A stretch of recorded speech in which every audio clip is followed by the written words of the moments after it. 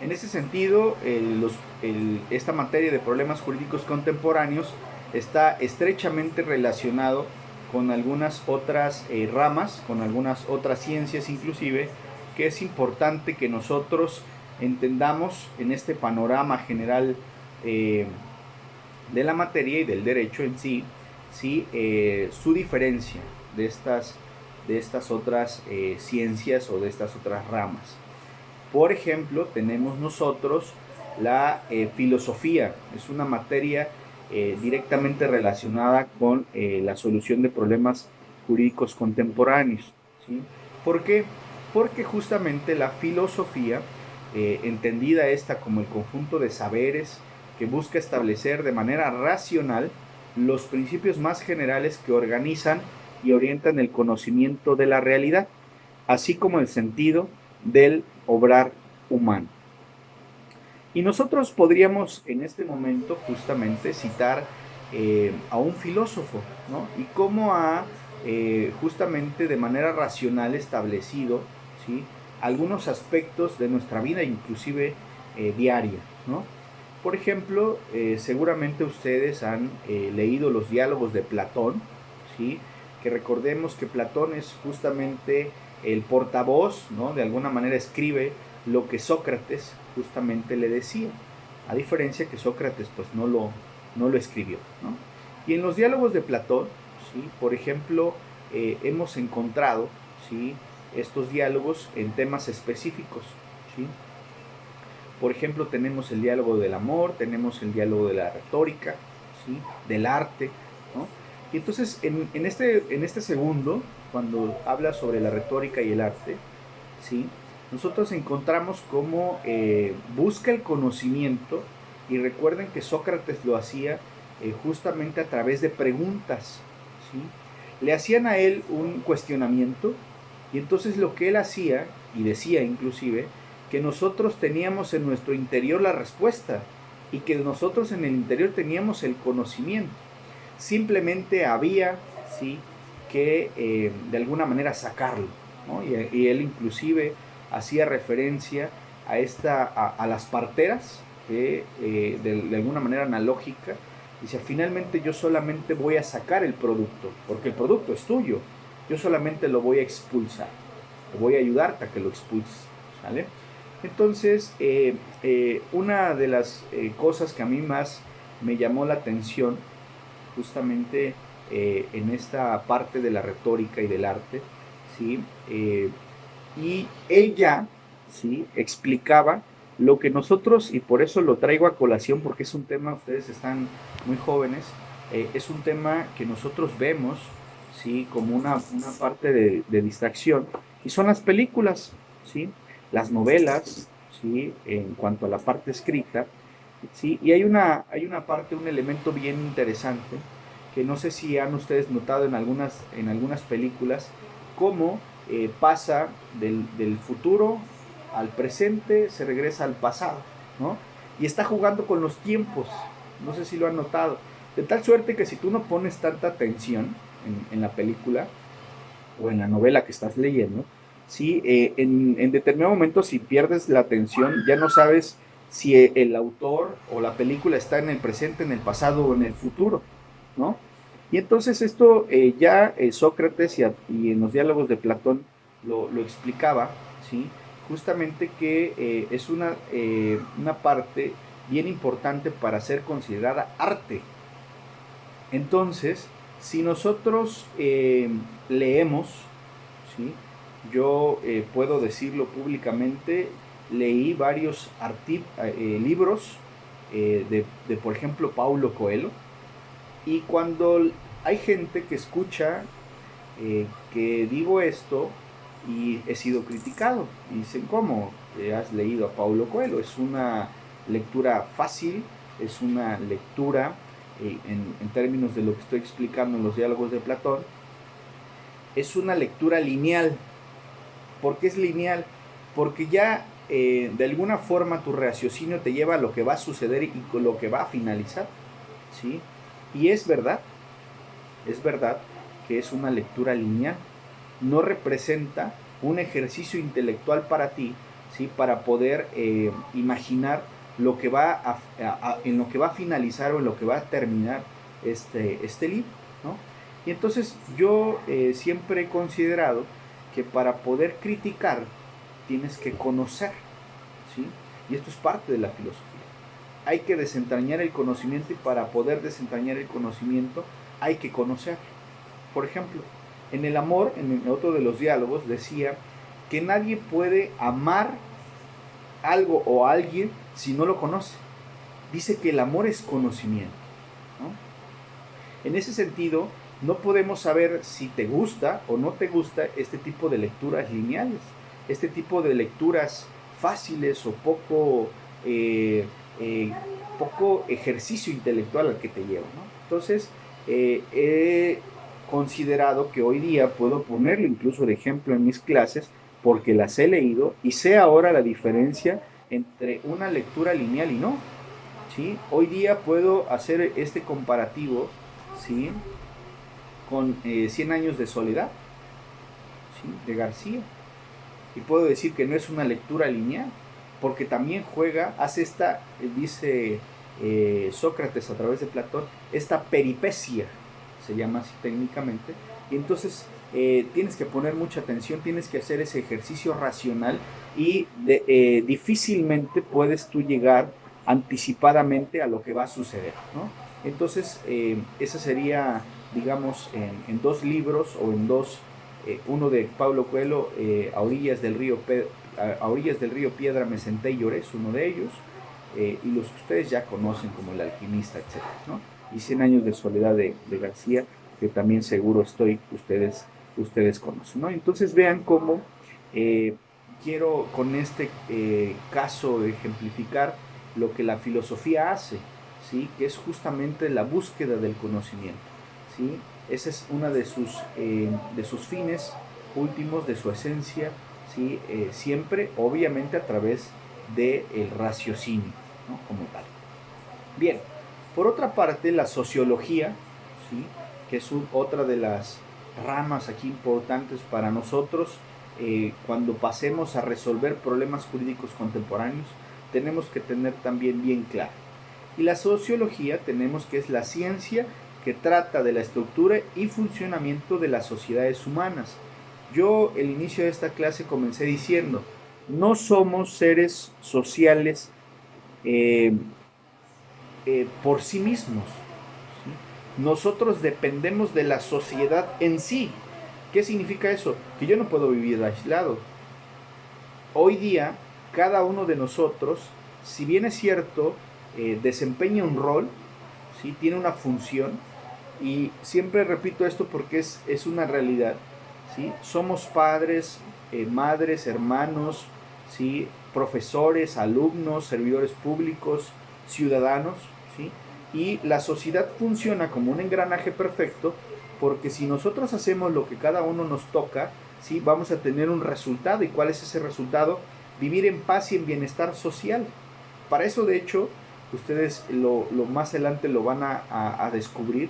El derecho se crea para eso, para que ese hombre social, ¿sí? Que está inmerso en la sociedad, ¿sí? Depende de que todos los demás hagan la parte que les corresponde.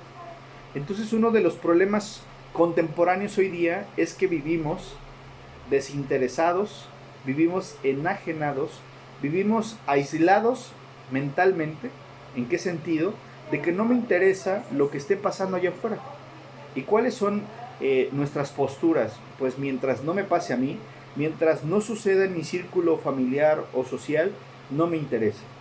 Ese desentendimiento, ese desinterés que nosotros mostramos ante los problemas que vivimos hoy día, es lo que ha traído como consecuencia tener una sociedad actual.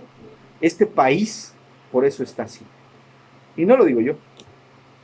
Libros como Vecinos Distantes de Alan Reading, un ciudadano americano que vino a vivir a México y hizo algo de escribirnos. Y en ese libro, obviamente recomendable, habló, ¿sí? De por qué somos fanáticos, por qué somos irresponsables, impuntuales, Y voy a poner solo un ejemplo para que ustedes se interesen del libro y lo puedan leer, y puedan, obviamente cada uno desentraña lo que su experiencia y lo que su sentir lo lleva. Y a mí me mostró algo que me agradó en cuanto a la explicación mucho, y es una de las cosas que comparto. Sí, explicó Alan Reading en ese libro de Vecinos Distantes, por qué el mexicano, por ejemplo, ¿sí? ¿Por qué el mexicano es tan natural, tan común, tan reiterado que robe? Sí, así lo explica. Y dice, es tan normal, se ha normalizado tanto, que se pueda perder un celular, se pueda perder una laptop, ¿no? Y así lo decimos incluso, ¿no? Decimos, ya perdí mi celular, lo dejé no sé en dónde. No, no lo perdiste, te lo robaron. Porque en estricto sentido, mentalmente lo que nosotros hacemos inmediatamente a que ha sucedido el evento es regresar a los lugares en donde estuvimos. Y debiéramos tener por claro que nosotros debiéramos encontrarlo en ese trayecto. ¿Y qué sucede? Alguien lo toma y es robo en el Código Penal del Estado de Veracruz, porque no nos lo regresa y después lo vende, lo usa, ¿no? Y entonces vean que esto tiene una connotación cultural y social bien marcada, y lo explica el autor en comento, y dice, nosotros fuimos colonizados, bueno, dice, los mexicanos fueron colonizados, vino una cultura externa a ellos y los colonizó, independientemente, con el paréntesis que se cierra muy rápido en el sentido de fueron las violaciones y los delitos de lesa humanidad más grandes de la historia mexicana y del mundo, puedo afirmar, ¿sí? Porque realmente fueron masacres, ¿no? Eh, lo que vivieron nuestros antepasados, eh, y unas violaciones graves a derechos humanos, ¿no? Bien marcados. Delitos, lo que hoy conocemos como delitos de lesa humanidad. Pero bueno, independientemente de eso, y con eso lo cierro.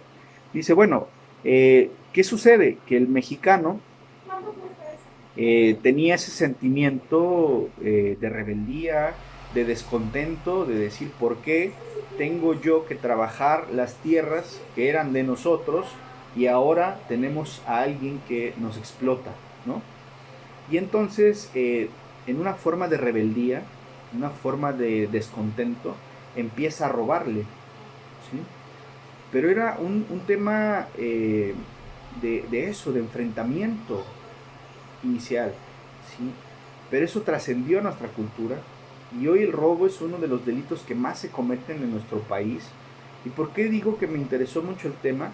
En algún momento tuve la oportunidad de ser titular en la Fiscalía Regional, en Veracruz, y fuera de llevar a cabo mi función como investigador del delito, sí, me interesaba entender también los problemas de fondo, ¿no? Entonces, cuando leo este libro, a mí me gustó mucho para entenderlo, sí, y con ello escribir mi segundo libro sobre esta política criminal en nuestro país, donde propongo precisamente invirtamos eh, las acciones, las políticas públicas para, como paso uno, prevenir el delito, ¿no? Y el delito se previene justamente evitando que la gente lo haga. ¿Y cómo? Pues definitivamente dándole condiciones adecuadas de vida, dándole un trabajo, dándole salud y educación, ¿no? Como piso mínimo de derechos, dice Cosío, para que yo ya pueda en determinado momento decidir como ser humano por qué no hacerlo, ¿no? Entonces, pero bueno, así es como se va desentrañando el conocimiento, ¿no? Bien, entonces esta parte de la sociología es bien importante porque debemos entender los problemas, ¿sí? Con respecto al ser social, ¿sí? Al ser que depende de más seres humanos para poder subsistir y para poder desarrollarse, ¿sí? Hoy día pues no podríamos ser abogados si no hubiera problemas, ¿no? Si no hubiera diferencias entre las personas, ¿no? Si no hubiera justamente ese descontento. ¿Qué es lo que se busca? Bueno, que obviamente esto vaya encaminado a que los problemas sean cada vez menores y que las controversias que se tengan que resolver pues sean de índoles distintas a las actuales, ¿no? Porque justo he encontrado esa réplica y me dicen, bueno, los países desarrollados también tienen delitos, ¿no? Pues yo nunca he dicho que el delito se va a erradicar, pero no es lo mismo estar investigando un delito cometido a través de las tecnologías de la información y la comunicación, ¿sí? Un delito cibernético donde la persona, o sea, el activo, es totalmente capaz, to totalmente ha desarrollado esa intelectualidad, ¿sí? Por las condiciones eh, buenas que ha tenido en ese país, donde incluso puede tener hasta un doctorado, ¿no? A estar investigando un delito de robo con arma blanca o arma de fuego, ¿sí? A una persona que iba transitando en la calle. No sé si me explico la diferencia, ¿no? Entonces creo yo que estos problemas sociales deben de tener una respuesta, deben de tener una solución, y la solución que yo he planteado a estos problemas, ¿sí? Es justamente en que en nuestro país se le invierte más, se le apuesta más, se le enfoca más estos recursos humanos y financieros y materiales a perseguir el delito. Y no estoy diciendo que dejemos de perseguir el delito, no, siempre tiene que haber fiscales, policías capacitados, con tecnología de punta, o sea, sí, pero antes de llegar a ese paso, tenemos, y nosotros como abogados entendemos lo que es el proceso, ¿sí? O sea, yo no puedo ir a una audiencia de desahogo de pruebas si ni siquiera he presentado una demanda y donde las he ofrecido. No sé si me explico. Entonces, antes de yo perseguir el delito, tengo que eh, buscar prevenirlo, lograr que la persona no lo cometa. ¿Y cómo podemos lograr eso desde mi perspectiva? Y esto no es propio, obviamente. Klaus Roxin, en su libro de Filosofía y Derecho Penal, establece este procedimiento y dice, a ver, cualquier política criminal del mundo, o sea, la que ustedes quieran, de cualquier parte del mundo, él es alemán, pero no hablaba justamente de Alemania en sí, dice, debe llevar pasos. Paso uno, previenes el delito. Paso uno, ¿sí? ¿Qué es lo que sucede en nuestro país a mi consideración? Que estamos brincándonos los pasos, porque a esto los recursos que el Estado le invierte son muy pocos y es el paso uno. Y entonces estamos enfrascados en perseguir y entonces aumentamos penas, creamos más cárceles, ¿sí? Cuando yo creo que si hiciéramos bien el paso uno, a lo mejor el índice delictivo que llega al paso 2, ¿sí? Pues sería menor. Y el paso 3, la reinserción social, ¿sí? Estamos enfrascados desde mi punto de vista en nuestro país en el paso 2 porque tampoco el sistema penitenciario está dando los resultados que debe de dar, ¿sí? Las personas que llegan a las penitenciarías, a los centros de internamiento, debieran salir reinsertos a la sociedad, debieran reinsertarlos a la misma, a la vida laboral, a la vida familiar, etcétera, ¿no? O sea, entender que el tejido que rompió con la comisión de su delito, ¿sí? Debe tejerse y él debe de entender que lo que lo que hizo estuvo mal y volver a reinsertarse, ¿sí? Como una persona que no comete delitos, ¿sí? Entonces tampoco le estamos invirtiendo hoy. Ahí están las estadísticas, ahí está el estudio que he realizado también sobre las cárceles y donde he apuntalado a que no se está haciendo el debido trabajo.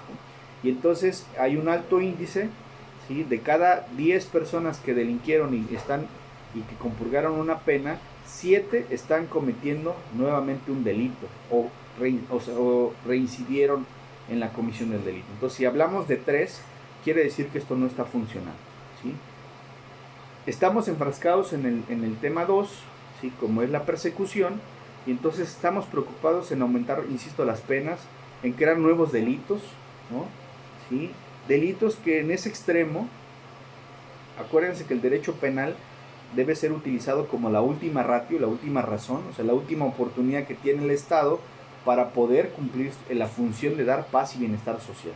Entonces, no lo está haciendo así. Hoy día, inclusive, hemos sido criticados a nivel internacional hemos hecho patente lo que Gunther Jacobs ha establecido como derecho penal del enemigo, porque hoy en nuestro país tenemos dos tipos de derecho penal, y esto de entrada es totalmente discriminatorio, ¿no? Si partimos de que somos seres humanos y todos somos iguales ante la ley, no puedes partir de que a unos, hoy la delincuencia organizada, pues se le aplica otro estándar, ¿no? Otro estándar de derecho penal con instituciones como es el arraigo. Hoy pueden una persona ser detenida sin orden de aprehensión, sin delito en flagrancia, sin falta administrativa, sin hablar con un abogado, sin comunicarse con sus familiares, sin saber con qué pruebas, y puede ser arraigado, ¿sí? Por las simples sospechas, ¿no? Cuando el otro derecho, ¿sí?, dice que todo debe ser apegado al debido proceso, y esto es que sea detenido en flagrancia o con orden de aprehensión o falta administrativa, que inmediatamente tiene que ser puesto ante una autoridad competente, en este caso el fiscal, si es con orden de aprehensión ante el juez, tiene que hablar inmediatamente con un abogado y tiene el derecho a la defensa, a aportar pruebas, etcétera, ¿no? Entonces los contrastas y ves que son totalmente distintos, llevándonos al extremo de pensar, oye, entonces la propia Constitución, porque esto es constitucional, la propia Constitución se viola a sí misma o se contradice, y la respuesta es sí, porque por una parte te dice que puedes detener para investigar, y para otra es no puedes investigar, tienes que investigar y solicitar orden de aprehensión para detener, ¿no? O sea, es previa investigación, dándole todas las facilidades de defensa, los derechos que le asisten como persona investigada, ¿no? Entonces vean cómo los problemas hoy contemporáneos en nuestro país requieren un análisis, requieren que alguien proponga algo, ¿no? Y justamente pues es lo que vamos a pretender hacer en esta clase con nuestros conocimientos, con técnicas, con herramientas, ¿sí?, que nos da el propio sistema, ¿no? Entonces, siempre desde la perspectiva de que el ser está inmerso en una sociedad, y debemos analizar el caso de esa forma integral. Por otra parte, ¿sí?, tenemos a la dogmática jurídica, que la entendemos como la disciplina expositiva y explicativa del sistema jurídico que refleja un ordenamiento jurídico determinado, ¿sí?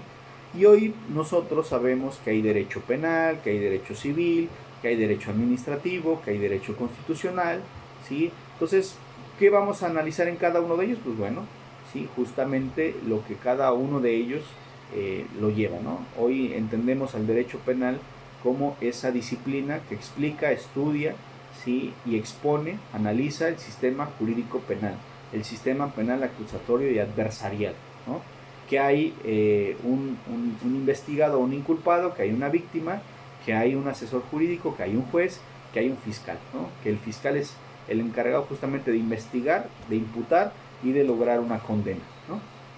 Porque al Estado le preocupa, le interesa y le ocupa que no haya delitos, que no se cometan delitos, ¿no? Y que si se cometen no queden impunes como tal.